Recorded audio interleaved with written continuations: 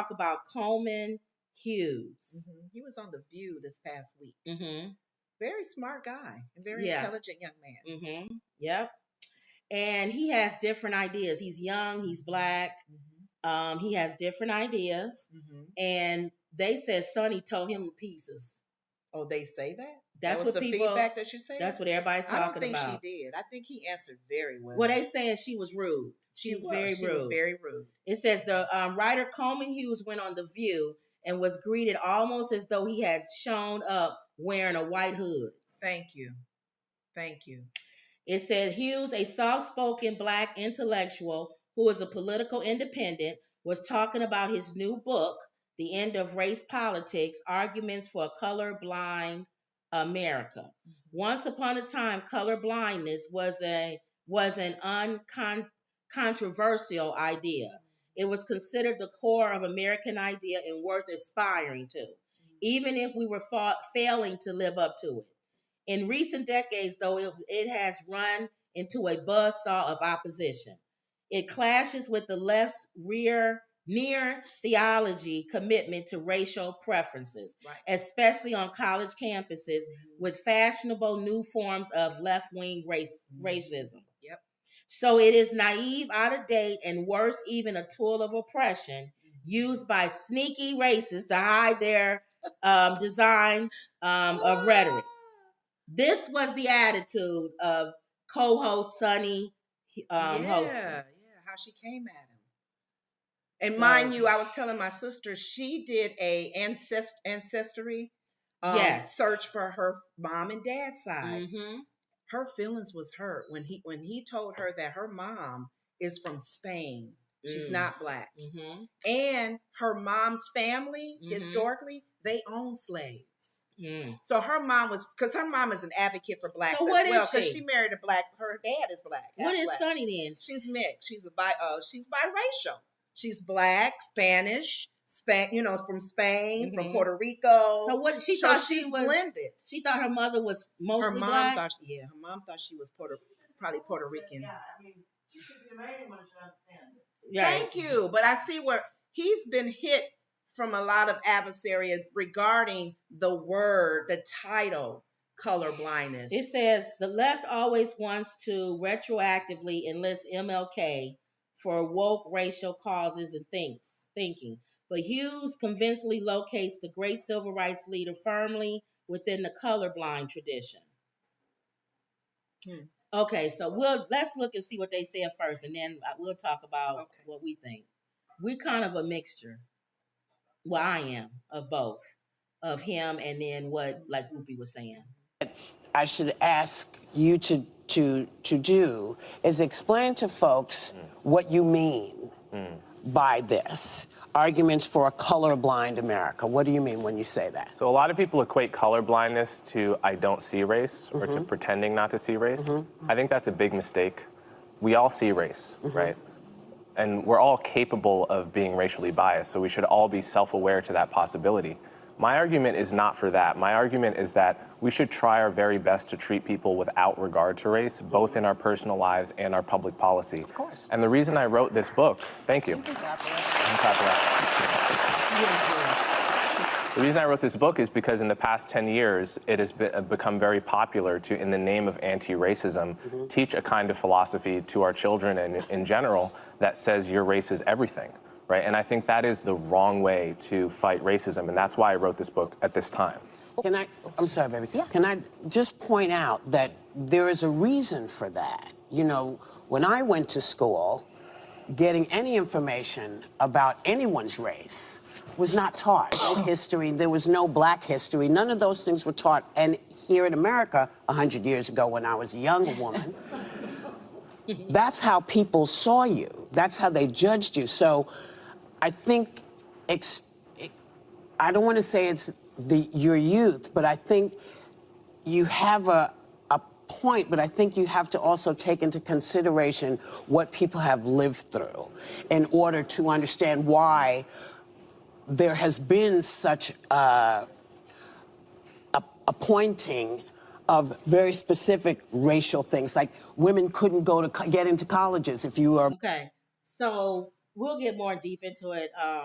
But that's when I was kind of saying where I kind of agree with the approach that Whoopi went to. She's saying she didn't discredit what he said. Right. She just said she equates that to his youth. Keep in mind. Because you didn't have to go through the stuff that like I went through and my mom went through, and they're still alive. Right. When you tell somebody to sit on the back of the bus because they're black, that doesn't go away. Or black only drinking fountain. Yeah, that doesn't, if that's been instilled in you, or even the way we'll get deeper into this, but even the way we even look within our own race on color, light skin versus dark skin, even how we even look at white people. Like a lot of times if a white person says something, black people will listen to it. Right. But if a black person says the exact same thing, they won't listen to it. Right. Or that crab in a bucket mentality that's been embedded. So there's some things that there's some things that we have internally as a people that we have to work through. So yes, we aspire to go to the color blindness. To get to that. Yes, I agree with him on that. And I think the younger generation is on their way. Exactly. Because for various reasons, I was telling my sister, do you know a lot of youth today, we talk about, because a lot of people, he had pushback when it comes to affirmative action, those kind of programs that help, hopefully, the playing field to be the same. But I told her, I said, that's going to be hard to do moving forward when you have on an application, you skip my race. Kids are looking at those 5 categories and saying, I'm in all of them. Right. Or I'm in 3 of them. Yes. I'm skipping. You won't know that they're black, white, Asian, Hispanic when they go into a school to say, we got 10 Hispanics here. Let's get programs for them to get their money, whatever. So he's probably clearing up the way to start thinking that way. And a lot of old school people, they don't want to go that route. We haven't, because we've had bad experiences with not having the playing field the same. Now this is Sonny. Yeah. Well, in a more accurate way. Well, not my question, but when you say that socioeconomics picks out people in a better way than race, when you do look at the socioeconomics, you see the huge disparity between white households and black households. You see the huge disparity between white households and Hispanic households. So your argument, and I've read your book twice because I wanted to give it a chance, your argument that race has no place in that equation is really fundamentally flawed, in my opinion. Now, what they're talking about is, let's say poverty. What he's saying is kind of what Obama was saying. We have poverty. Right. So let's fix poverty. Yes, regardless of color. If we fix poverty, then the black people in poverty will be fixed. Because we know that there's a large percentage of people of color, black, Hispanic, whatever, that are poor, but you're looking at poor across the board. Right. Now, I agree with him on that. Now, the part that Sonny was saying was that a large part of people in poverty are people of color. So you can't just say, well, let's just fix poverty and that'll fix that. That both of them are correct in a certain way. Let me tell you why, in my opinion. He's right, like Obama said. This was the flaws that Obama had, that I saw him as president. Yes, you can fix poverty, and it will fix the black, brown people that's in poverty. But there's you got to also fix the reason why they are in poverty. You see what I'm saying? It's almost like I always give that example of you walk by somebody's house and it's flooded. And they're taking a bucket and they're taking the water and they're dipping it out of the house, the water out of the house. But you can see on the side, there's water still coming in.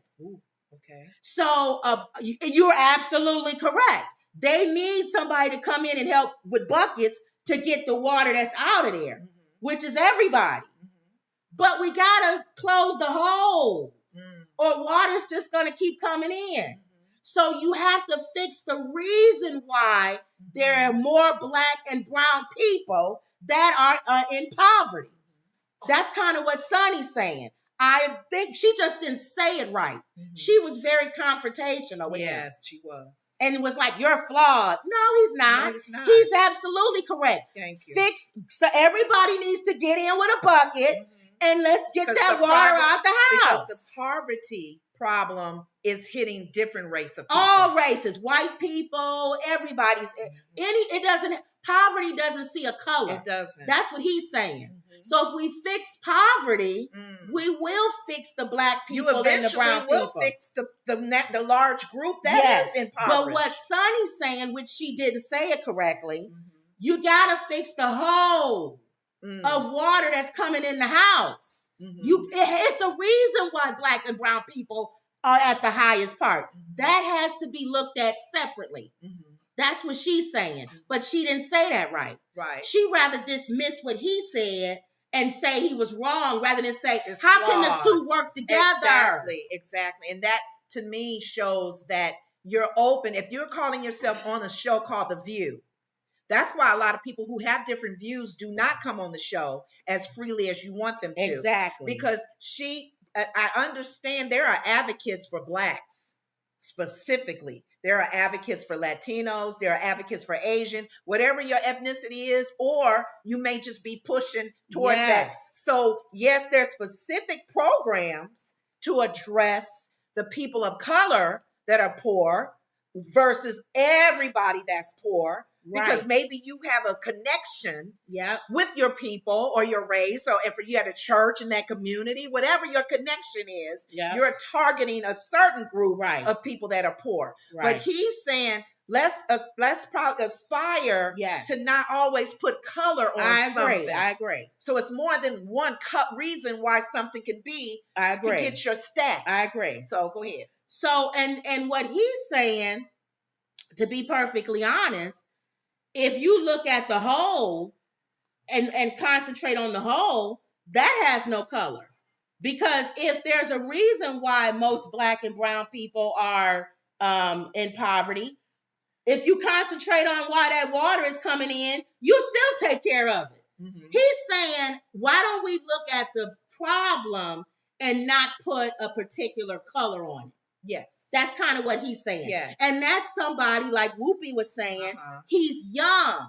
So his mindset is not going to be like somebody who was told to sit in the back of the bus. Right. But I'm saying he's still going to find a solution.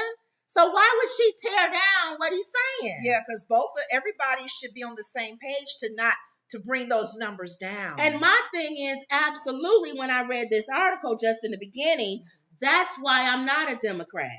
Because I feel like Democrats focus on the color more than the solution. And become sometimes a crutch. And you become, why keep putting people in the house with a bucket to get rid of the water and not concentrate on why the water is coming in the house? And I found out years ago you're not helping. With a friend of mine, like for example, welfare. Yes. A lot of people, welfare is broken. We need to really look at it and examine it. It'd be sad if the country take it away because a lot of people would be hurt. But I didn't realize that each state has its own process in place on how they handle welfare. And Democrats need to be, any of these programs that you have people on, your objection should be to get them off of it. Right. Not years and years and generation.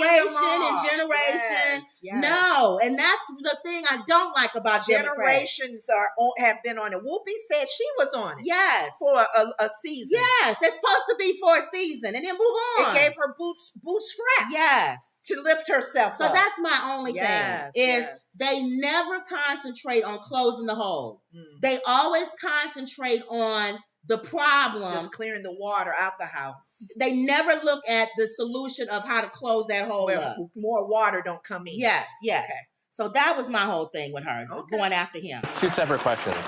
One is whether each racial group is socioeconomically the same. That I agree with you. They're not. Yeah, they're not, and the stats show that. But yeah, of course, I agree with that fully. The question is, how do you address that in the way that actually targets poverty the best? Great. And what Martin Luther King wrote in his book Why We Can't Wait is he called it, we need a Bill of Rights for the disadvantaged. And he said, yes, we should address racial inequality. Yes, we should address the legacy of slavery. But the way to do that is on the basis of class. And that will disproportionately target blacks and Hispanics because they're disproportionately poor, but it will be doing so in a way that also helps the white poor, in a way that addresses poverty as the thing to be addressed. Then they started arguing back and forth about what Martin Luther King meant. His speech so later. He's saying when Martin Luther King did I Have a Dream, he basically is saying what I'm saying right now, which is don't judge somebody by their race, but judge them by the character. And also his other message were more along the lines of, and what I said, fix the hole, and if you fix the hole, then black people won't get messed up either. He's pretty much in a nutshell doing what Martin Luther King did. Right. We want to aspire as a race of people in this country to get to that, to the where point. we don't see color. Exactly. We get characters. We see character right away. But he understood. There was he knows that it's he even said most of the racial tension was in Chicago area. He knows that. He knew that. And then Sonny went on to talk about how she know Martin Luther King's daughter. That has nothing to do with what this man said about knowing his daughter. Later on in his life, before he passed, he was more on black. We need reparations and black people and this. And he said, no, that's not. He was saying, I think he's saying, I go with what he's saying more than what she's saying. Okay. And you know why I go with more what he's saying than her?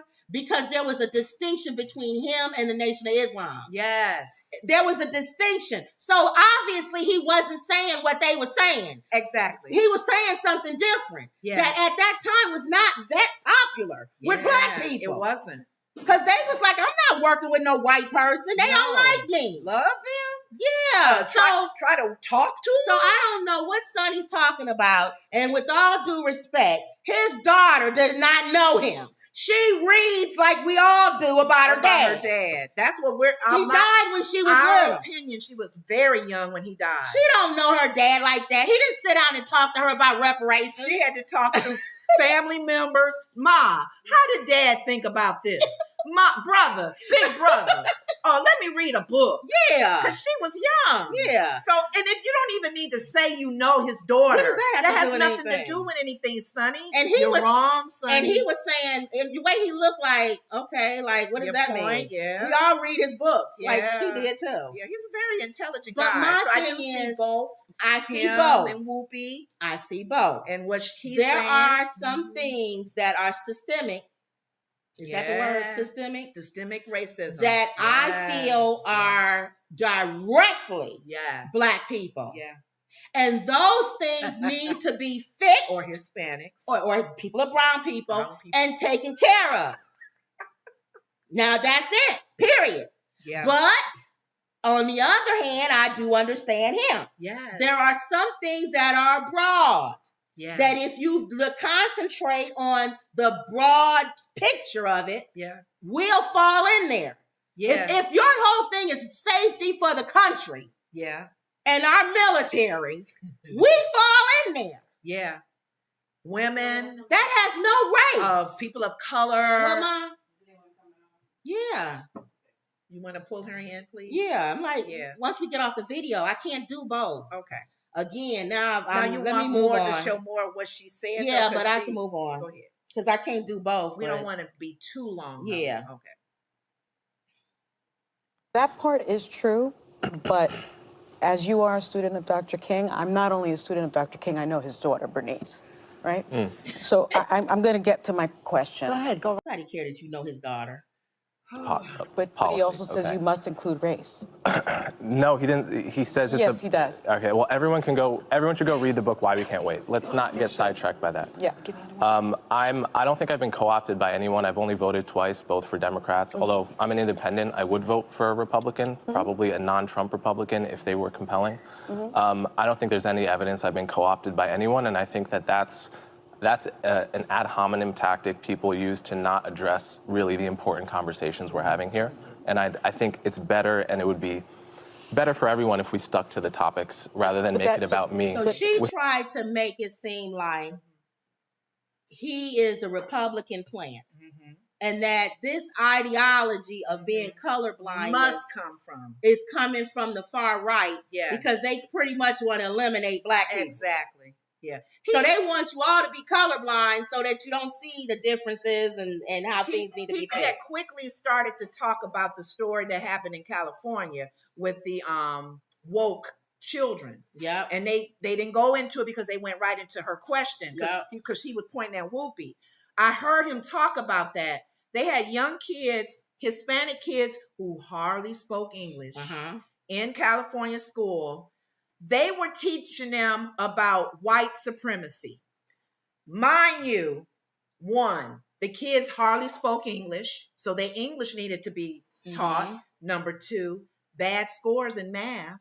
Number three, bad scores in reading. He said, not to slam the teaching of it, but right now in those kids' life, it's not about white supremacy. Right. They're young. They won't understand if they can't talk like a or write or math. He said the fundamentals are more important. That's it. We quick to throw race teaching. But you also we were slaves back in 200, but they can't read or write. But you also got to understand that when they say they want to take I get that. They want to take it out of SEI or whatever that is, critical race theory. Yeah. That's not elementary schools. It's colleges. DeSantis is trying to take it out of colleges too. That's what we're saying. Yes. So that's the point. That's the part that people are complaining. Yes. Why are you taking critical race thinking out of college? Thank you. You got basket weaving in college, for God's sakes.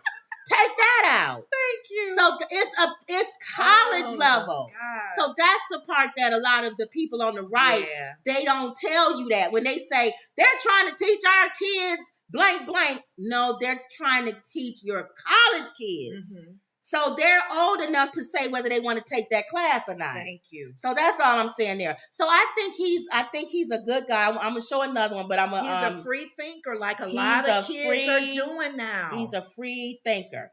So let's see if you are in here, Wendy. Why are you doing that? One thing that we talked about yesterday on our show, a lot of kids are byproducts of interracial marriages. Oh, yeah. A lot of kids. That's why when they look at that what's your race thing, if they're trying to give money to the school or to the program for how many blacks, like we tried to do in the history, because we want the playing field to be the same, your whole company is all white. You need some more minorities here. Oh, okay, we need women, black, Hispanic, Asian, whatever. Yeah. Why people are not filling that out anymore. We talked about yesterday on our show. See, that's why cut your volume off, Wendy. Byproducts of interracial marriages. Oh yeah, Wendy. That's why when they look at that "what's your race" thing, if they're trying to give money to the school or to the program for how many black.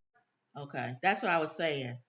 It has to be ready to go when I go in there. Then when you need to send her a note then. Okay, so what was you saying? But that was one of the things that I had mentioned briefly in the Bible. I was like, God, what was it was a number of reasons people do their teaching on, but one of the reasons I said, God, why did you allow the children of Israel to wander in the wilderness for 40 years for a 2 or 3 week trip? And I was reading and understanding he wanted a certain mindset to die. Right. He needed a Joshua generation ready to go with the giants and fight and do whatever. Right. And if you got old way of thinking, well, remember when we sat at the color fountain, they had a white fountain and a color fountain. I sat in the back of the bus. We don't want that mentality anymore because kids now are free thinkers. They're like, race? Who cares about what color he is or what his sexual identity is? I want to play ball with him. Yeah. I want to work with him in the company. Yeah. They don't see it like we do in my mom's age, my age. He's a free thinker. And we need to try to get on the bandwagon and understand it. Also, like what Whoopi's saying, still remind them. Right. Historically, there are still people on this country and this earth that don't like your color. But people got to understand don't discourage the youth. Yeah. Because like he said, that is what we expound to. We're trying to get to that point. You don't want to discourage them. It's a line between letting people know. It's almost like any kid. You can do anything you want. You can blank, but give them the tools. Yeah. So let me give you the history and the tools. And then as you try to go and get to this area. But what people got to understand, just like the Moses generation, if you in the way, God gonna take you out. Oh, hello. God not If playing. you in the way of progress, yes, he's gonna take you out. They're trailblazers. So you either need to get with the program, stay in your house and just do knitting or something as an older person. But if you're in the way of progress, God has a way of moving you out the way. And I believe in the situation with Paul, Saul, why persecutest thou me? He had to tap Saul on the shoulder. I got a plan for you, my brother. If you continue to stay in the way, I'm going to move you out of here. So, he woke up and he saw, okay, Lord, what you want me to do? I'm either part of the plan, the solution, or I'm part of the problem. You're the problem. Yeah, get out the way. So that's why I said I didn't think Whoopi did that. Okay, I get what you're saying. Yeah. She was kind of like reminding him. And she said a lot of it has to do with your youth. Yeah. So I like that. Because she has a lot of young grandchildren and great-grandchildren. Yeah, and they're biracial. Yes, they're biracial. All or right. they're lighter skinned. So let's say hi to everybody.